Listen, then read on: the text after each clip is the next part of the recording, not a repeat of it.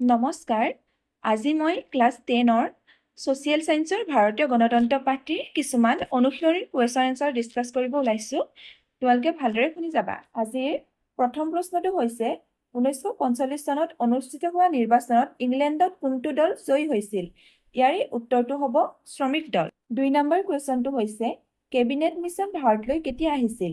ইয়াৰে উত্তৰটো হ'ব 1946 চনৰ মাৰ্চ মাহত।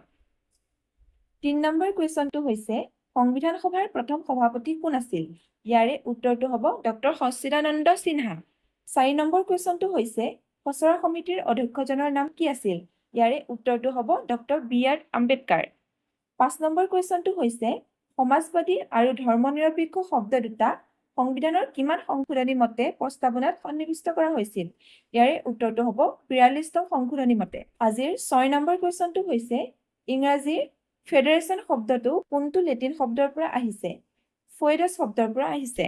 7 নম্বৰ কুৱেশ্যনটো হৈছে যুক্তৰাষ্ট্ৰৰ গৃহভূমি বুলি কাক কোৱা হয়? ইয়াৰে উত্তৰটো হ'ব আমেৰিকা যুক্তৰাষ্ট্ৰ। 8 নম্বৰ কুৱেশ্যনটো হৈছে ভাৰতবৰ্ষৰ দ্বৈত নাগৰিকত্বৰ ব্যৱস্থা আছেনে? ইয়াৰ উত্তৰটো হ'ব নাই। 9 নম্বৰ কুৱেশ্যনটো হৈছে ভাৰতবৰ্ষৰ সংসদীয় গণতন্ত্ৰৰ ধাৰণাটো কোনখন দেশৰ সংবিধানৰ পৰা অনুকৰণ কৰা হৈছে?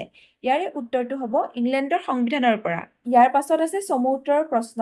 ইয়াৰে প্ৰথম প্ৰশ্নটো হৈছে ব্ৰিটিছ চৰকাৰে কেবিনেট মিছনক কিয় ভাৰতলৈ পঠাইছিল? ইয়াৰ উত্তৰটো হ'ব ভাৰতবৰ্ষৰ বাবে এখন সংবিধান ৰচনাৰ কাৰণে প্ৰয়োজনীয় পৰিৱেশ আৰু প্ৰস্তুতি চলাবৰ অৰ্থে কেবিনেট মিছনক ভাৰতবৰ্ষত পঠিওৱা হৈছিল।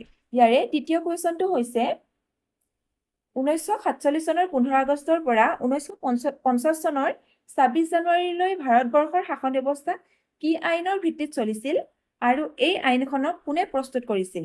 ইয়াৰে উত্তৰটো হ'ব 1935 চনৰ ভাৰত চৰকাৰ আইন। এই আইনখন ব্ৰিটিছ সংসদে প্ৰস্তুত কৰিছিল। আজিৰ 3 নম্বৰ কুৱেশ্যনটো হৈছে প্ৰস্তাৱনাত আমি ভাৰতীয় জনসাধাৰণে বুলি কিয় উল্লেখ কৰা হৈছে? ইয়াৰে উত্তৰটো হ'ব প্ৰস্তাৱনাত আমি ভাৰতীয় জনসাধাৰণে বুলি উল্লেখ কৰিছে কাৰণ সংবিধানখনৰ প্ৰকৃত ৰচক হৈছে ভাৰতীয় জনগণ। সংবিধানখনৰ ভাৰতীয় জনগণৰ বাবেই তৈয়াৰ কৰা হৈছে আৰু এই ভাৰতীয় জনগণে ইয়াৰ অন্তৰ্নিহিত বৃহৎ শক্তি। 4 নম্বৰ কুৱেশ্যনটো হৈছে সাৰ্বভৌম মানে কি? ইয়াৰে উত্তৰটো হ'ব সাৰ্বভৌম মানে হৈছে ৰাষ্ট্ৰৰ সৰ্বোচ্চ ক্ষমতা, এটা নিৰ্দিষ্ট ভূখণ্ডৰ নিজাববীয়া সকলো অধিকাৰ সমৃদ্ধ হৈ থাকিব পৰা অৱস্থা, বাহিৰা শক্তিৰ অধীন নোহোৱা অৱস্থা। 5 নম্বৰ কুৱেশ্যনটো হৈছে কোন চনৰ কিমান সংখ্যক সংশোধনী অনুসৰি সংবিধানৰ প্ৰস্তাৱনাত সমাজবাদী আৰু ধৰ্মনিৰপেক্ষ শব্দ দুটা সন্নিৱিষ্ট কৰা হৈছে? ইয়াৰে উত্তৰটো হ'ব 1977 চনৰ 18 ডিচেম্বৰ তাৰিখে 42তম সংশোধনী অনুসৰি। 6 নম্বৰ কুৱেশ্যনটো হৈছে অৰ্ধৰ যুক্তৰাষ্ট্ৰ কাক বোলে? ইয়াৰে উত্তৰটো হ'ব যি ৰাষ্ট্ৰৰ শাসন ব্যৱস্থাত যুক্তৰাষ্ট্ৰীয় চৰকাৰৰ বৈশিষ্ট্যৰ লগতে এককেন্দ্ৰিক চৰকাৰৰ বৈশিষ্ট্যও দেখা যায় তাকে অৰ্ধ যুক্তৰাষ্ট্ৰীয় চৰকাৰ বুলি কোৱা হয়।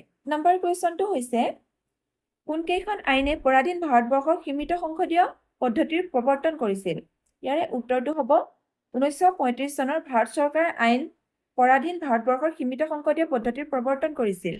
ইয়াৰ পাছত আছে দীঘল প্ৰশ্নসমূহৰ উত্তৰ।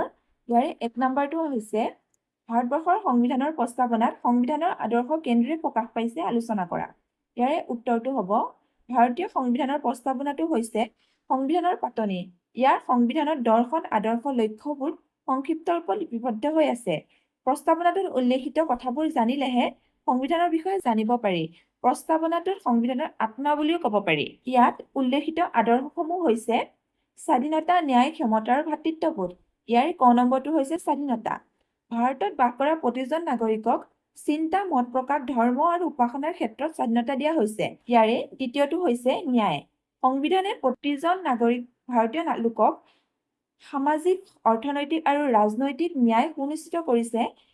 সামাজিক ন্যায় প্ৰতিষ্ঠাৰ বাবে জাতি, ধৰ্ম আৰু বৰ্ণৰ ভিত্তিত কটা নাগৰিকৰ বৈষম্যবোৰ দূৰ কৰিবলৈ সকলো দৰকাৰী ব্যৱস্থা লোৱা হ'ব। ৰাজনৈতিক ন্যায়ৰ ক্ষেত্ৰত সকলোকে এটা নিৰ্দিষ্ট বয়সৰ পিছত চৰকাৰ গঠন প্ৰক্ৰিয়াত অংশগ্ৰহণ কৰিবলৈ সুবিধা দিয়াৰ কথা কোৱা হৈছে।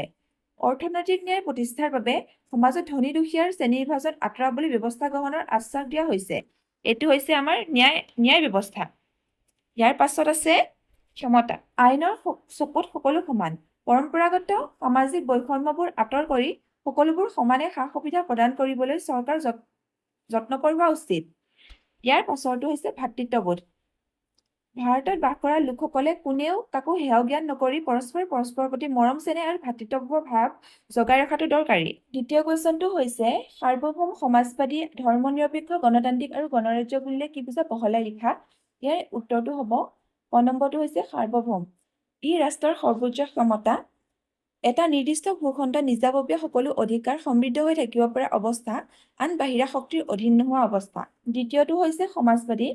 এখন শ্ৰেণীহীন সমাজ ব্যৱস্থা হৈছে কোনো ধনী দুখীয়া নাথাকে, উৎপাদন ব্যৱস্থা ৰাষ্ট্ৰৰ দ্বাৰা নিয়ন্ত্ৰিত হ'ব, সমাজবাদী ব্যৱস্থাত সম্পদৰ সমবিতৰণ হ'ব। গ নম্বৰটো হৈছে ধৰ্মনিৰপেক্ষ। কোনো ধৰ্মক চৰকাৰী ধৰ্ম বুলি স্বীকৃতি দিয়া নহয়, সকলো ধৰ্মকে সমান বুলি ধৰা হয়। সকলোৱে নিজ ইচ্ছা অনুযায়ী কোনো ধৰ্ম গ্ৰহণ আৰু প্ৰচাৰ কৰিব পাৰিব। গ নম্বৰটো হৈছে গণতন্ত্ৰ। চৰকাৰ ব্যৱস্থা হৈছে এটা নিৰ্দিষ্ট সময়ৰ অন্তৰে অন্তৰে সাধাৰণ নিৰ্বাচন অনুষ্ঠিত হয়। ইয়াৰ জৰিয়তে জনগণে সকলো প্ৰতিনিধি নিৰ্বাচন কৰে আৰু এই প্ৰতিনিধিয়ে গঠিত চৰকাৰে দেশ পৰিচালনা কৰে। ইয়াৰ পাছৰটো আছে গণৰাজ্য। ৰাষ্ট্ৰৰ প্ৰধানজন বংশানুক্ৰমে শাসনত অধিষ্ঠিত নহয়, তেওঁক জনগণে পৰোক্ষভাৱে এটা নিৰ্দিষ্ট সময়ৰ বাবে নিৰ্বাচিত কৰে। আমাৰ ৩ নম্বৰ কুৱেশ্যনটো হৈছে নেহেৰুৰ উদ্দেশ্য সম্পৰ্কিত প্ৰস্তাৱকেইটা আলোচনা কৰা। ইয়াৰে উত্তৰটো হ'ব সংবিধান সভাৰ প্ৰথম বৈঠকত 1943 চনৰ 13 ডিচেম্বৰ তাৰিখে নেহেৰুৱে কেইটামান উদ্দেশ্য সম্পৰ্কিত প্ৰস্তাৱ উত্থাপন কৰিছিল। 1947 চনৰ 22 জানুৱাৰী তাৰিখে সংবিধান সভাই এই প্ৰস্তাৱ গ্ৰহণ কৰে। ইয়াৰে প্ৰস্তাৱকেইটা হৈছে ১ নম্বৰ, সংবিধান সভাই ভাৰতবৰ্ষৰ স্বাধীন সাৰ্বভৌম গণতান্ত্ৰিক হিচাপে ঘোষণা কৰিবলৈ দৃঢ় প্ৰতিজ্ঞ। ২ নম্বৰ, ব্ৰিটিছ শাসিত ভাৰতবৰ্ষৰ ভূখণ্ড আৰু ভাৰতৰ অন্তৰ্ভুক্ত হ'ব বিচৰা দেশীয় ৰাজ্যবিলাকক লৈ ৰাজ্যসমূহৰ সংঘ গঠিত হ'ব। ৩ নম্বৰ, ভাৰতবৰ্ষৰ জনসাধাৰণৰ সামাজিক, অৰ্থনৈতিক আৰু ৰাজনৈতিক ন্যায় ক্ষমতা, ধৰ্মীয় স্বাধীনতা ৰক্ষা, চিন্তা আৰু মতামতৰ প্ৰকাশৰ স্বাধীনতাক স্বীকৃতি দিয়া হ'ব। ৪ নম্বৰ আৰু ৫ নম্বৰ আৰু ৬ নম্বৰ হৈছে ৪ নম্বৰটো দেশত বসবাস কৰা অনুসূচিত জাতি, জনজাতি, অনুন্নত সম্প্ৰদায় আৰু সংখ্যালঘু জনসাধাৰণৰ সুৰক্ষা ব্যৱস্থা থাকিব। ৫ নম্বৰটো হৈছে দেশৰ স্বাধীনতা, সাৰ্বভৌম আৰু অখণ্ডতা ৰক্ষা কৰাৰ ওপৰত গুৰুত্ব প্ৰদান কৰা হ'ব। আৰু ৬ নম্বৰটো হৈছে আন্তৰ্জাতিক সুসম্পৰ্ক, বিশ্ব শান্তি ৰক্ষা আৰু জনগণৰ কল্যাণৰ বাবে ভাৰতবৰ্ষৰ সম্পূৰ্ণ সহযোগিতা আগবঢ়াব। ৭ নম্বৰটো হৈছে জনসাধাৰণৰ সকলো ক্ষমতা অধিকাৰী কৰা হ'ব। চৰকাৰ আৰু ইয়াৰ বিভিন্ন অংগবোৰে জনগণৰ পৰা ক্ষমতা লাভ কৰিব। তাৰে ৮ নম্বৰটো হৈছে সংঘত যোগ দিয়া সহযোগী দেশীয় ৰাজ্যসমূহে অৱশিষ্ট ক্ষমতাৰ সৈতে স্বায়ত্ত শাসনৰ মাজেৰে অংগৰাজ্যৰ মৰ্যাদা লাভ কৰিব। উল্লেখযোগ্য যে নেহেৰুৰ প্ৰস্তাৱৰ আলমত লৈ থকা দেশৰ হাজাৰ বছৰীয়া কৃষ্টি সভ্যতা আৰু সংস্কৃতিৰ গুৰুত্ব দি সংবিধান প্ৰণেতাসকলে সংবিধানৰ আদৰ্শ নিৰূপণ কৰিছিল। আমাৰ ৪ নম্বৰ কুৱেশ্যনটো হৈছে ভাৰতবৰ্ষৰ যুক্তৰাষ্ট্ৰীয় ব্যৱস্থাৰ বৈশিষ্ট্যসমূহ আলোচনা কৰা। ইয়াৰে উত্তৰটো হ'ব এখন যুক্তৰাষ্ট্ৰত থাকিবলগীয়া বৈশিষ্ট্যসমূহৰ সকলোখিনি বৈশিষ্ট্য উপস্থিতি ভাৰতবৰ্ষৰ ক্ষেত্ৰত দেখা নাযায়। লিখিত সংবিধান, ২ প্ৰকাৰৰ চৰকাৰ, দ্বিসদনযুক্ত বিধানমণ্ডল, সংবিধানৰ সৰ্বোচ্চতা, সৰ্বোচ্চ ন্যায়ালয় ব্যৱস্থা ইত্যাদি যুক্তৰাষ্ট্ৰীয় বৈশিষ্ট্যৰ ভাৰতত দেখা যায়। তথাপি ভাৰতবৰ্ষৰ শাসন ব্যৱস্থাত কিছুমান এককেন্দ্ৰিক চৰকাৰ বৈশিষ্ট্য পৰিলক্ষিত হয়। সেয়েহে আমাৰ ব্যৱস্থাটোক অৰ্ধ যুক্তৰাষ্ট্ৰীয় ব্যৱস্থা বুলি ক'ব পাৰি। তদুপৰি ভাৰতৰ সংবিধানৰ কোনো যুক্তৰাষ্ট্ৰ শব্দটো প্ৰয়োগ কৰা দেখা হোৱা নাই। তাৰ পৰিৱৰ্তে ভাৰতবৰ্ষত ৰাজ্যসমূহক অংগ বুলি উল্লেখ কৰা হৈছে। ভাৰতত দ্বৈত নাগৰিকত্বৰ ব্যৱস্থা নাই। অন্য যুক্তৰাষ্ট্ৰৰ দৰে আমাৰ দেশত অংগৰাজ্যবোৰৰ আঁতৰি যোৱাৰ অধিকাৰ হোৱা নাই। যুক্তৰাষ্ট্ৰীয় ব্যৱস্থাৰ বিপৰীতে ভাৰতত এখন শক্তিশালী কেন্দ্ৰীয় চৰকাৰৰ উপস্থিতি লক্ষ্য কৰা যায়। সাংবিধানিকভাৱে ক্ষমতা বিভাজন কৰা হৈছে যদিও এই ক্ষেত্ৰত কেন্দ্ৰীয় চৰকাৰ অধিক কৰ্তৃত্ব প্ৰদান কৰা হৈছে। ৫ নম্বৰ কুৱেশ্যনটো হৈছে ভাৰতবৰ্ষৰ সংসদীয় পদ্ধতিৰ চৰকাৰৰ বৈশিষ্ট্যসমূহৰ ওপৰত ব্যাখ্যা আগবঢ়োৱা। ইয়াৰে উত্তৰটো হ'ব ভাৰতীয় সংসদীয় গণতন্ত্ৰ ব্যৱস্থাই জনসাধাৰণৰ ওচৰত দায়বদ্ধ এখন চৰকাৰ গঠনৰ ব্যৱস্থা কৰিছে। 1935 চনৰ ভাৰত চৰকাৰ আইনে ওপৰত ভাৰতৰ সংসদীয় পদ্ধতিৰ ব্যৱস্থা কৰিছিল। পৰৱৰ্তী সময়ত সংবিধানৰ প্ৰণেতাসকলে সংবিধানৰ সংসদীয় পদ্ধতিৰ চৰকাৰ প্ৰৱৰ্তন কৰাৰ ক্ষেত্ৰত ইংলেণ্ডৰ সংবিধানৰ অনুসৰণ কৰিছিল। অৱশ্যে এই ক্ষেত্ৰত ইংলেণ্ডৰ সংসদীয় গণতন্ত্ৰ সম্পূৰ্ণৰূপে অনুধাৱন নকৰি ভাৰতৰ ৰাজনৈতিক সামাজিক প্ৰেক্ষাপটত কিছু নতুন ৰূপত গঢ় দিছিল। ভাৰতৰ সংসদীয় গণতন্ত্ৰৰ ব্যৱস্থাৰ বৈশিষ্ট্যসমূহ তলত উল্লেখ কৰা হৈছে। ইয়াৰে প্ৰথম বৈশিষ্ট্যটো হৈছে আমাৰ দেশৰ ৰাষ্ট্ৰপতিজন সংসদীয় পদ্ধতিৰ চৰকাৰৰ অন্য দেশৰ দৰে বংশানুক্ৰমিক নহয়, বৰঞ্চ তেওঁ পৰোক্ষভাৱে জনসাধাৰণৰ দ্বাৰা নিৰ্বাচিত হয়। ইয়াৰে ২ নম্বৰটো হৈছে সংসদ আৰু সদন দুটা ভাগত বিভক্ত। এখন হৈছে উচ্চ সদন অৰ্থাৎ ৰাজ্যসভা আৰু আনখন হৈছে নিম্ন সদন অৰ্থাৎ লোকসভা।